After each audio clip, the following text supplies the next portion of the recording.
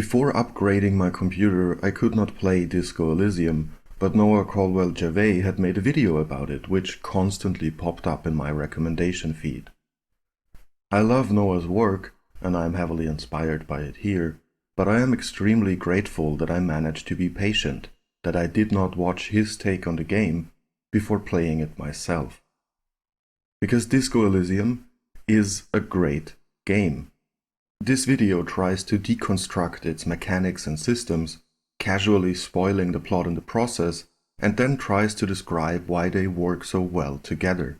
So please, do not watch this if you have not actually played Disco Elysium.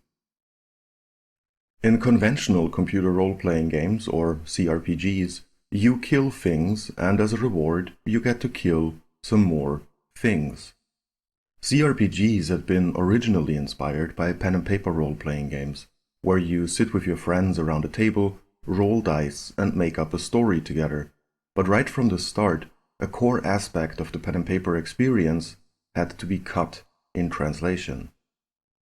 In a pen and paper adventure, technically, everything is possible. You can play classic hack-and-slash dungeon crawls, political intrigues, you can play as rats, as goblins, as expendable clones in an Orwellian society, or whatever else you dream up, and you can play in any style you collectively agree upon. You can enjoy pen and paper as a group of murder hobos, pillaging and burning everything that comes in your path. You can put more focus on role-playing, you can disappear completely into the technical aspects of your system and argue endlessly over diagrams and rulebooks. You can tell any story you want, however you want to tell it. Branching dialogues, alignment systems, and being able to solve quests in different, sometimes even non-violent ways were invented to translate the improvisational, free-form, and highly reactive feeling of pen and paper role-playing into video games.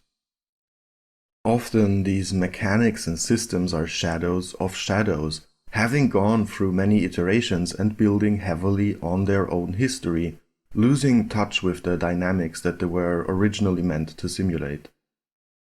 I am not saying that these things are bad on their own. These systems only had the opportunity to become so self-referential because people genuinely enjoy them for what they are, and in the end, translating the pen and paper experience into a video game is quite simply not possible. Because fundamentally, pen and paper is a short-lived collective delusion that people partake in together, collaboratively, guided by a few rules and their own fantasy. The DM can describe anything, and for the group, it will become real, interactive, and responsive immediately, in their minds. Video games, on the other hand, have to design and implement their moments of delight a long time before any player can actually experience them. It is impossible to create gameplay systems that are able to account for and react to everything. It is much easier, but still by no means easy, to develop combat-focused gameplay loops that drive progression loops, which eventually make you more effective at combat.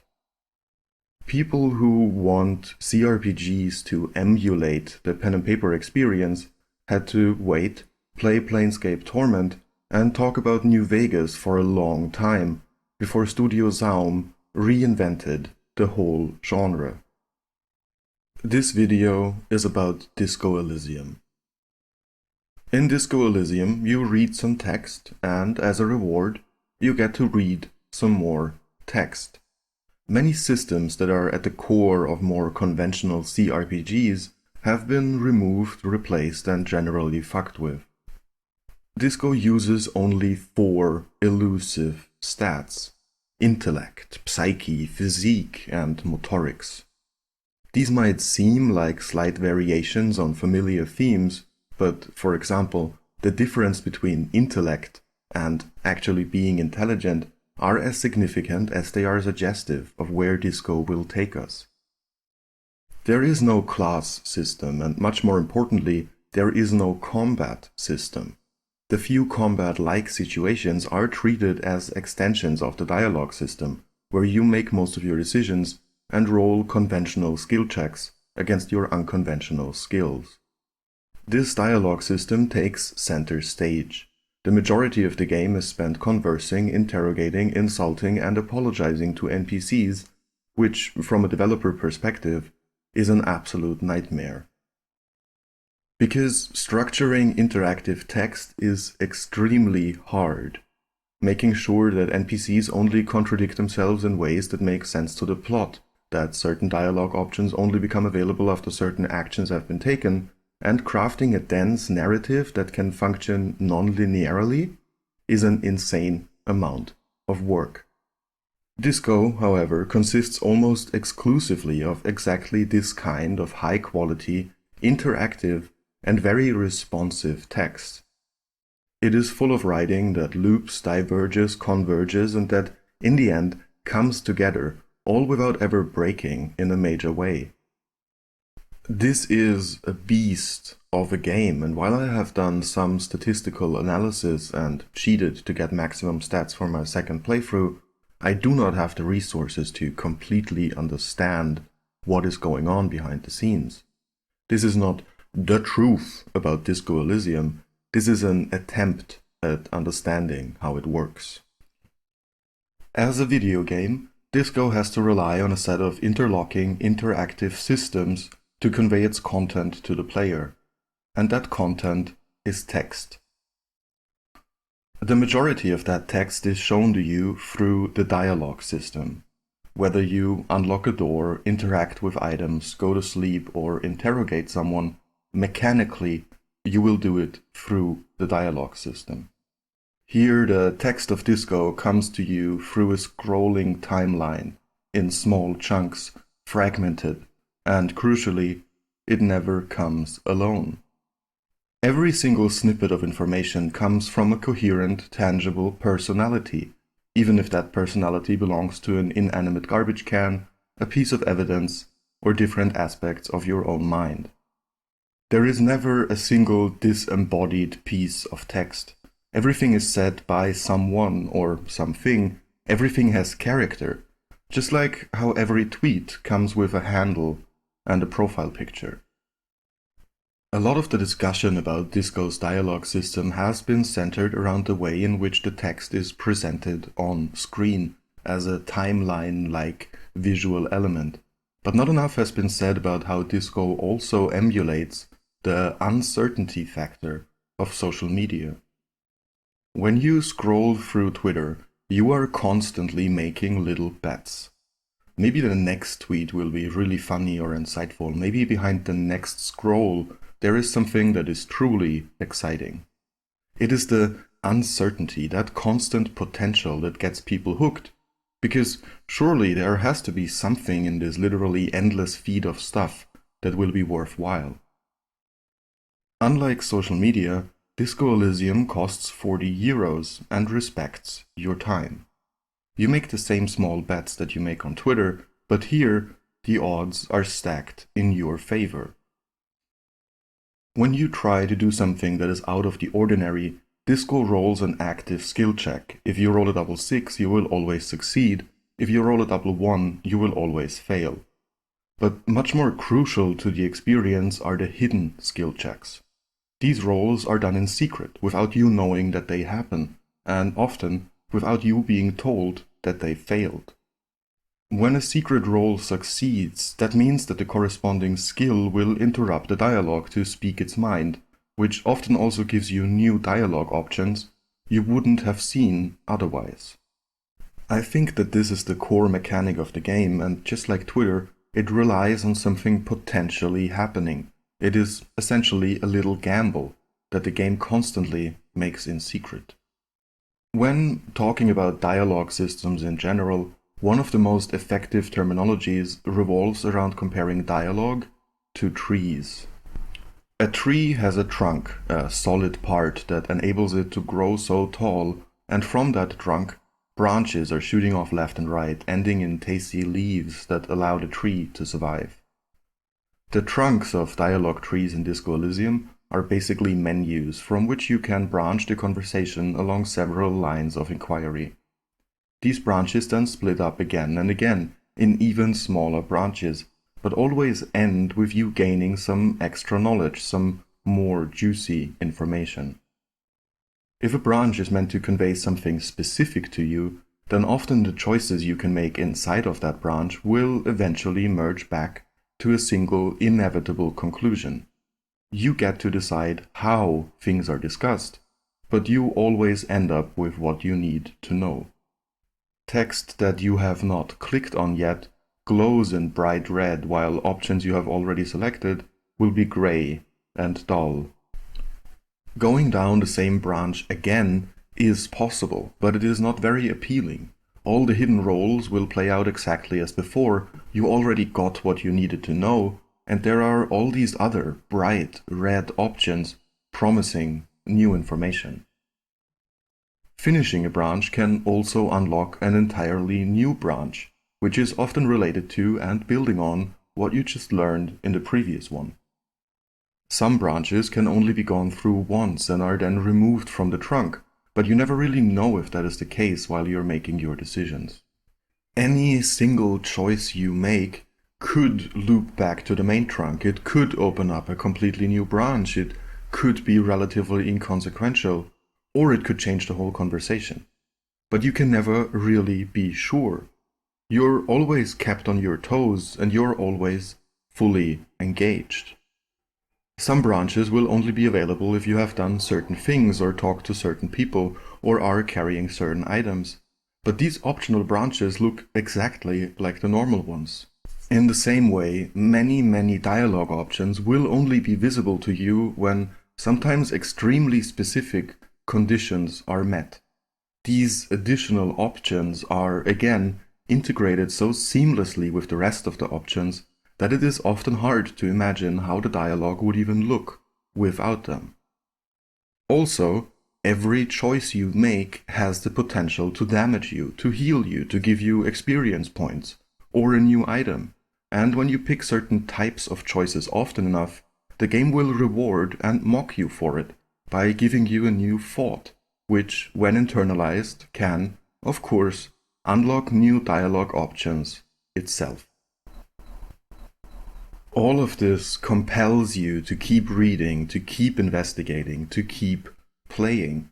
Every dialogue option could contain a skill check, tell you something interesting, add branches, move the conversation in a completely different direction, or potentially kill you.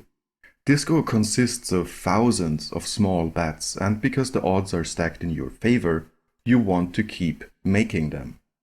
And while all of these techniques are not unique to Disco, Disco does them extremely well with a lot of care and craft applied to an amount of text that is so huge and responsive that you will never see all of it. Making interactive text that is as responsive as Disco Elysium's is an insane amount of work. And while the developers clearly used certain structures and patterns, there is also a lot of custom scripting in the game that takes ridiculously specific things into account and reacts to them in great detail. There are countless little reactions like this, but the most important one revolves around the name of your character. In the beginning of the game, you can try to invent a new name for yourself, and when you fail at that active skill check, you can decide to call yourself Raphael Ambrosius Cousteau, which opens up new dialogue options for almost every conversation in the whole game, where you can refer to yourself as Raphael until that becomes a concrete thought that you can internalize. This feels so special and personal because it only happens when you fail to come up with a better name, but the game completely rolls with that for its whole runtime, and many people, myself included, decide to play as, to become Raphael Ambrosius Cousteau. In Disco Elysium's dialogue, branches appear and disappear, text changes completely based on your choices, the clothes you are wearing, items you are carrying, or what time it is right now. And while all of this is going on, you're also constantly talking to your own mind. Basically, you carry a lot of unique NPCs in your head. Your skills are characters that roll the dice in the background to determine whether or not they comment on what's going on.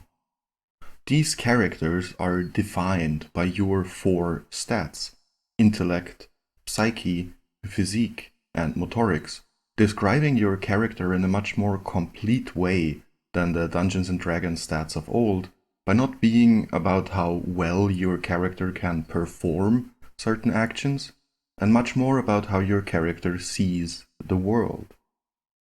It are only psyche and physique, about the mind and the body respectively, that give you your hit points, allowing you to survive what the world throws at you. Psyche deals directly with raw emotions, your own and those of others, while physique is all about being a body that takes up space. Intellect and motorics are much more removed from the world. They do not influence your hit points and actually have trouble to relate to anything outside of themselves. Intellect is only concerned with others when they are wrong or when they are your audience, while motorics is all about being a lean, mean disco machine, someone with swagger and confidence. So intellect and motorics are directed inward, concerned with you as a single concrete entity, while physique and psyche are directed outward, defined by your connections to others and the world around you. This creates a certain tension. Do you want to be a self-contained unit, shut off from your peers?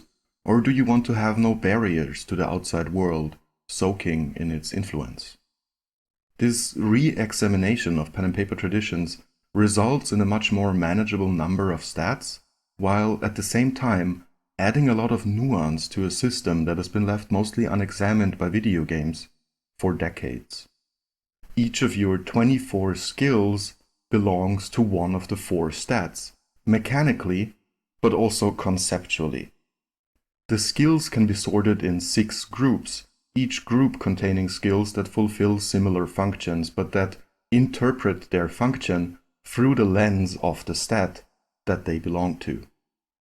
The skills of the first group, logic, volition, endurance, and hand-eye coordination, act as the fundament, dealing with the grounding aspect, the baseline of their stat.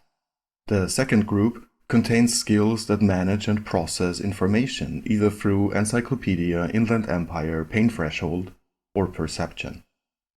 Rhetoric, empathy, physical instrument, and reaction speed are all about bringing their stat out into the world, using it, asserting it.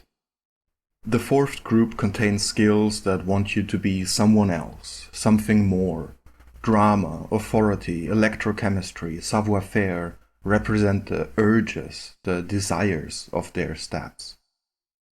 The fifth group of skills, containing conceptualization, esprit de corps, shivers, and interfacing, connect you to the world and its various aspects, making you understand it and relate to it, even if only through one specific perspective. The skills of the sixth and last group are visual calculus, suggestion, half-light, and composure. They are about control, about trying to maintain their own version of safety.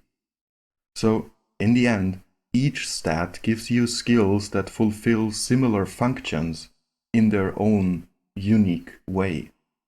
Instead of a flat picture of a character with low intelligence and high agility, you end up with an emotional map of a person, someone who has strengths and weaknesses, and who looks at the world through the perspectives they provide. No matter how much you try to min-max, your character will never be good at everything, will never have access to all perspectives. There is always the feeling that you might not get the whole picture, that people are withholding information, that you're maybe not equipped for this situation. You can never know for sure how many skill checks you failed behind the scenes. You are always working with an incomplete picture of any situation. Also, a skill that helps you in a certain dialogue might be completely useless in others, sometimes even outright harmful, and the more you invest in a skill, the more it will speak up, even when it is not needed. Pain Threshold is a good example of this. It often helps you after you've taken damage of any kind, allowing you to process it, healing you. Pain Threshold is also a masochist. The more points you invest into it, the more often it will speak up and, in many situations, encourage you to do things that outright harm you. Pain Threshold deals with the world through the perspective of processing damage, and if you only have bandages, every nail looks like an opportunity to be useful. Some skills have more pronounced harmful aspects, but generally they all try to convince you to act like an asshole or an idiot at some point. The higher you have leveled a single skill, the more often you will succeed at the hardest skill checks, which can lead to extremely insightful information and some of the game's funniest jokes, but you will also succeed at most of the medium checks, which seem to contain the majority of counterproductive input. Disco Elysium is not about productivity, though. It is about role-playing, and the game goes to great lengths to allow you to do that. Not by straight up giving you good or bad options, but by assigning each of your skills a perspective on the world, and then trying to find both the positive and negative aspects of that perspective, presenting them to you through hidden, randomized skill checks, so that what your skills tell you never feels hard-coded or final, and is always open for interpretation. This is what made my first playthrough so fascinating, so electric. I heavily invested only in Inland Empire and Empathy, neglecting most of the other skills where possible. And the game embraced this hyperfocus and responded to it by giving me more and more options that made my character seem as mad and insane as I wanted him to be. The game reacted to my choices, but it also criticized them. The thought cabinet has teeth. It makes fun of you in a way that is both so over the top and so true that you can't really be mad at it. Some thoughts can only be unlocked by very specific singular actions, often also requiring you to pass or fail an active skill check, but the most prolific thoughts enter your head in direct response to things that you say and do repeatedly. These thoughts comment directly on how you play the game, and they make fun of you for it, calling you out. Alcohol is more effective for fascists. The sorry cop is healed by failure. Communists get experience for insane optimism, and becoming a harbinger of the apocalypse makes psychedelics stronger. So just like when you invest all your points in only a few skills, the game doesn't stop you. It simply responds by, just like in the beginning of the game, holding up a mirror to your face and asking, "Is this really who you are?" And you can then answer very clearly, "Yes, this is who I am." And the game accepts it and moves on, rolling with your choices. These fixations on one specific angle, one specific perspective, one specific thought are allowed and encouraged by the game, but they are not helping you to completely understand situations. Instead, they simply drown out all aspects of reality that do not align with your perception of it. Your skills have sometimes harmful, sometimes helpful opinions, your stats pull you in opposed directions, and your thoughts are making fun of you. This creates fascinating moments where you start to second-guess your inner voices and really think about who you want to be, where your character becomes more extreme than you ever wanted him to be, and where you have to decide between doubling down and opting out. And it is exactly this dynamic that is at the core of the case you are trying to solve all this time. Because both the murderer and his victim have pushed a single aspect of their personality to the extreme. Josef, the communist who never gave up, has been alone with his ideology for 40 years, hiding near the city. Josef is self-contained and isolated, all intellect and motorics, all inward, with no connections to other people. But when he finally does reach out, he does so by shooting Lili, the mercenary who is in many ways his total opposite. Lili has traveled the world, committed war crimes and atrocities in hundreds of places. Without regard for ideology, he has tattooed the story of his life on his physique and is plagued by his psyche, spending the weeks before his death in a bender, trying to run away from the things he did, annihilating the past that Joseph refuses to let go. Both present, essentially, the same extreme. They are both unable to change, incapable of giving up their ways, stuck in their routines and unwilling to move on. You experience Disco Elysium through Raphael Ambrosius Cousteau, who, like Joseph, is haunted by a long-dead past and, just like Lili, has tried to kill that past with substance abuse. Instead of a failed revolution, Raphael refuses to let go of a failed relationship, and instead of dying while drunk, drugged up and fucking, he actually succeeds. He has annihilated his past, lost his memory, and is now free to reinvent himself. And reinvent yourself you can, but crucially, you can only do that by interacting with the world and its people. Time only passes through dialogue, so if you do not talk, nothing will change. The murder victim is the most obvious reflection of you. At one point you even see him as yourself, but the other NPCs are also deeply connected to who Raphael was and who he could, again, become. Raphael's failed relationship is commented on most clearly. The husband of the bookshop owner is far away, focused completely on his business, ignoring his family in favor of his own interests, while Liliana's husband died, disrespecting the ocean, drunk and alone. The working-class corpse, who, just like you in the beginning of the game, smells of kebab and booze, leaves behind a family that he has left long before dying. And you quite literally bring back Lena's husband, the cryptozoologist, that has been neglecting her in favor of hunting an invisible insect. All of the groups of people in the game also have their own internal dynamics. The cryptozoologists and Gary the crypto-fascist are working together, even staying at Gary's place for free, but they are each looking for their own version of the impossible, connected through their love for the cryptic, not their politics. The mercenaries are literal murder hobos, hired guns who do anything for a bit of gold, but Lili, their boss, was the most diplomatic, the most forgiving. The rest of his group have even less respect for life than he ever did. The Hardy Boys are struggling with doing good while working for, essentially, the mob, but they are also constantly picking on Angus and struggling with integrating Ruby because Tidus does not want her. He feels threatened by a girl joining his previously all-male group. In a similar fashion, the hardcore kids are not internally coherent. They are torn between building a drug den and actually starting a nightclub, while completely ignoring Estelle, who has to quietly pursue her sonic interests alone. The NPCs who are not part of a group are instead defined by their exaggerated loneliness.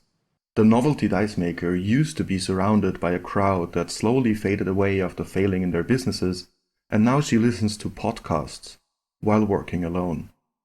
The programmer was a part of one of these failed businesses and has now thrown herself into her research completely, looking for a hole in the world where you cannot even hear people who are standing right next to you, sympathizing with her former colleagues only in her diary. Tiago used to be just like you, a drunk, and now he has found peace in his solitary monk-like existence, climbing and praying. The radio operator, essentially a living password, connects to people through technology, while the lorry drivers, stuck in Limbo, are strewn across the map, waiting for their life to move on, and in the extreme case of the old woman, confusing reality, media, and memories. The Pix, of course, takes this to the extreme. She is not only role-playing as a police officer, she thinks she is the police, totally lost and alone, only delusionally connecting to an imagined version of your group. So while your stats, skills, and thoughts negotiate your own internal tension between inward and outward, between isolation and connection, the NPCs of Disco Elysium are going through the same processes and are trying to find their own solutions. Disco calls itself an open-world RPG, but after finding Ruby, it finally runs into the same problem as all other video games. If you want your narrative to conclude, to end, if you do not want to just create an endless amount of interlocking progression loops, then you will have to force people on rails. You have to steer them to some sort of climax. So Disco Elysium begrudgingly stops opening up new branches and gives you time to conclude your side quests before presenting you with the final choice that is so common in RPGs. Do you want to visit the last location? Are you done? Do you want this to end? At least now you notice that the things that felt so organic and real and responsive could only ever end in one of X ways, that you have been on rails this entire time, even if the range of tracks seemed endless. Of course, Disco is not afraid of leaning into player choice and randomness, even in the end. The Insolutian Phasmid can run away from you if you fail an active skill check, and you will never meet Dolores Day if you do not take a little nap. But ultimately, the linearity of the whole sequence is pretty clear. After solving the case, the game emulates the ending slides of conventional RPGs through its dialogue system, sending you off with one final recap of everything you have done and who you have chosen to be. I had to read up on all the different things that can happen here because they are so deeply and fundamentally connected to your actions, and while most players get accepted back into the group, that is not the only possible outcome. Many small differences in playstyle get mentioned here, but in the end, it still feels like an extremely well done version of the good old ending slides. But still, even if Disco eventually has to become linear, even if it drops the open world promise and forces you to engage with its fixed plot, even if the case only has one solution, Disco still comes closer than anyone else to translating the pen and paper experience into a video game. As a story, Disco is about accepting the past and moving on, becoming someone better, someone new. As a player experience, it is about slowly realizing that the game is a carefully structured, highly interactive narrative that, just like conventional RPGs, is ultimately linear. You wake up from amnesia, you meet Kim, and then you do police work together until the case is solved. But Disco does not really focus on how you solve the case, instead concentrating on how you behave while you do that. As an adaptation of pen and paper role-playing, Disco Elysium comes closer to achieving the impossible than anyone before it. You can, on a surface level, do anything you want. You can be a communist, an alcoholic, a know-it-all asshole. You are given a carte blanche to reinvent your character, but at the same time, you can only do that by engaging with the story that the game has prepared for you. While pen and paper role-playing games offer an insane amount of freedom, this does not mean that the joy of role-playing lies primarily in just doing whatever comes into your head. Because you are not alone. Whatever you make your character do has an effect on the rest of the group and on the DM, and ultimately, what kind of adventure you have as a group of friends should be determined by everyone together. For collaborative storytelling to work, there has to be some sort of consensus about how to tell a story, and negotiating that can be a lot of fun for everyone involved. Someone might prefer a more dice-centric playstyle, while others just want to act out an emotionally complex character. If these players can resolve their conflicting interests, and if the DM creates opportunities for both kinds of play, then a group can, slowly, reach a shared understanding of how to tell stories together. If, however, one player is unwilling to cooperate and keeps putting their own and their character's desires above the interest and playstyle of the group, then the collaboration stops. But maybe, if the DM really wants to help you, really wants you to keep playing, to remain a part of the group, then they might set up a little side adventure, just for you, where you are finally given the complete attention that you took for yourself before. This is where Disco Elysium starts. Your character wakes up after a bender, after the behavior that was once fun and endearing has spiraled out of control and took on a life of its own. The DM has decided to reinforce the direction of your character, taking control away from you to drop you in a very specific scenario and force you to solve a case. You wake up alone with your thoughts and your limbic system, but then the game forces you into a group, even if only a group of 2. Kim Kitsuragi is the game's anchor. He is extremely patient with Raphael and very focused on the case, acting as a counterweight to the absolute disaster that the game has promised you to be able to become. Because while the game is holding up a mirror to your playstyle and your personality, while it is focused on making you confront loneliness and group dynamics through its NPCs, you are always allowed to remain a fuck-up. You can go insane, you can drink, you can harass everyone you meet, and still, the game will keep moving forward because of Kim Kitsuragi. Kim judges you, stops you if you go too far, and actively tries to use your instability as an interrogation tactic. He responds to what you do, but he never abandons you. He is stuck with Raphael, just like your pen and paper group is stuck with you. But Kim is an NPC created by the game/DM to be extremely sympathetic, a hallmark of integrity, but also to be a real person with his own distribution of skills, his own perspectives on the world, and his own way of talking to his mind. The game/DM is giving you a shining example of a nice party member. This is how you could play the game, by reacting to people around you in good faith, by role-playing as your character, while still trying to collaborate with your group, even if they are doing things that, from your perspective, are absolutely crazy.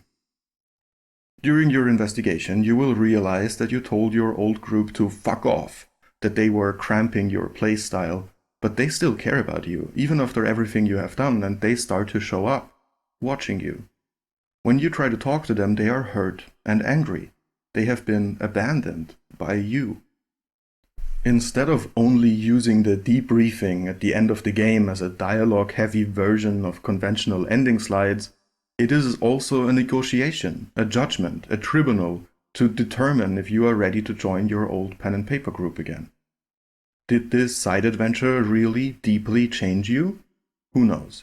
If you fuck up really badly, you will be put on probation, but generally your group will be forgiving, welcoming you again. Because even if you are a gigantic communist, you have accepted that, even in this extremely responsive game, you cannot do everything you want. Most players eventually stop being Raphael Ambrosius Cousteau.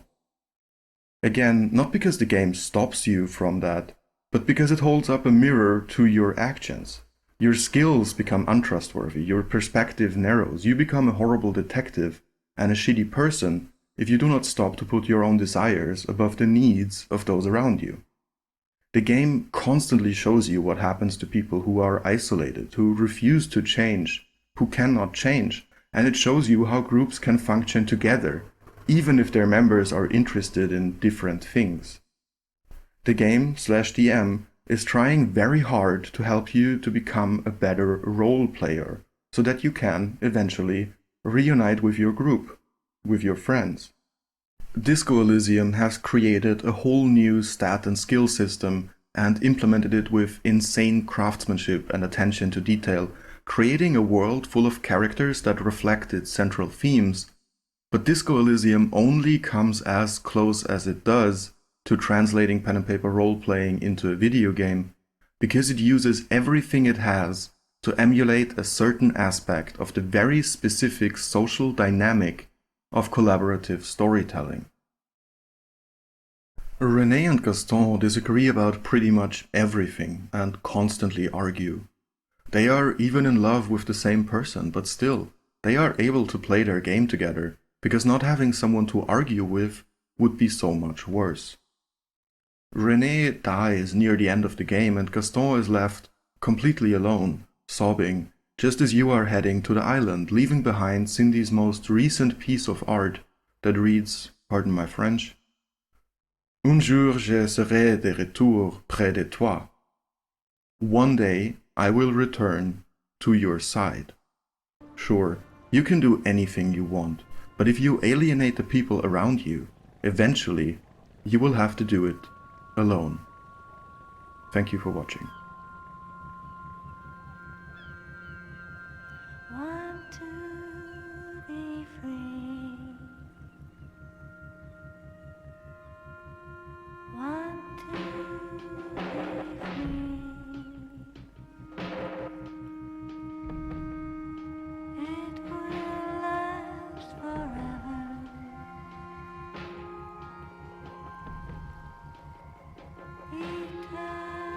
Hello and welcome to the post-scriptum part of the video. I want to thank Noah Gervais for inspiring me to make this. His work is great, his writing is the best you can get, and you should check out his work. Also thanks to Salman, Clovelt, Gaz, and especially Finn for giving me feedback during this process, and also thanks to Reddit user Cyrillin for making the visualization software, Disco Reader. I am aware that the production quality is probably not that good. The video is probably not loud enough, like it's too silent, and there's all these mouth noises, and I say ultimately instead of ultimatively multiple times. Also, the editing maybe is weird at some points. I don't know, it was a lot of fun to make, but just like with the recording, at some point I just had to say, okay, this is it, like, I have to be done. I have to finish this, I have to move on with my life. I loved making this video and I want to make more, but I am an indie game developer and my mid-term financial stability is always up in the air. If enough people enjoy this thing I made, then I'll consider setting up a very bare-bone Patreon to support the next videos, but I'll also just keep going at a slower pace. Next up is a video about Limbo and Inside. In the video I said that pen and paper was the reason that branching dialogues were invented, and that's probably wrong, and I also just want to reiterate that I have nothing against conventional CRPGs. That Disco is just, you know, it's so different, it blew me away, and I had to compare it to something. The Raphael Ambrosius Cousteau thought and most political thoughts can also be triggered by other specific events or by cloves, so it's even more complicated than I said. And I never got to talk about the secret skill checks in the flavor text, the level design, or the quest structure. It is so much, it's so good, but there was no time.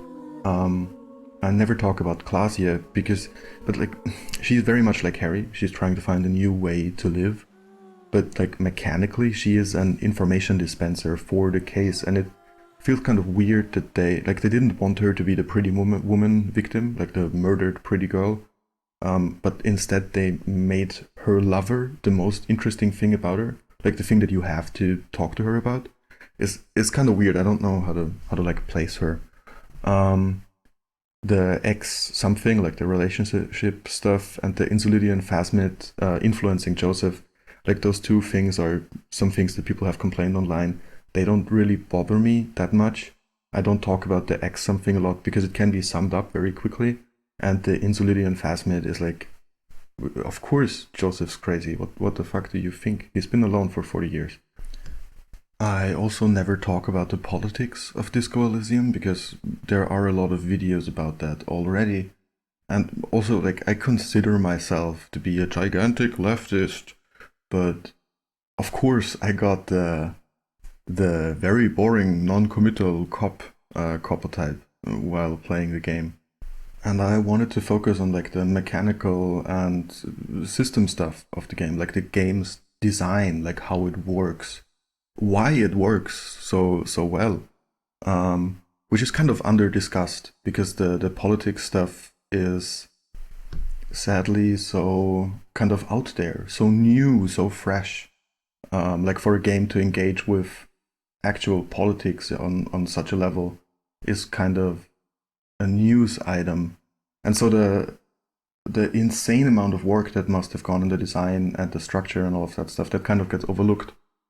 And that's what this video was about, so that's why I don't talk about politics. Of course, I'm apologizing about not talking about politics. I'm not only the boring cop, I'm also the sorry cop, which I of course also got on my first playthrough immediately. I guess I want to close this off by saying that this is a fucking great game, and Studio Zaum luckily got all the praise they deserve. I'm very excited for their next project, and I'm more than happy to wait 7, 8, 10 years for it. Like, this shit is hard. It's really, really hard, and it takes a lot of time. And I'm very grateful that they pulled through. Yeah, that's it, I guess. Have a nice day. Goodbye.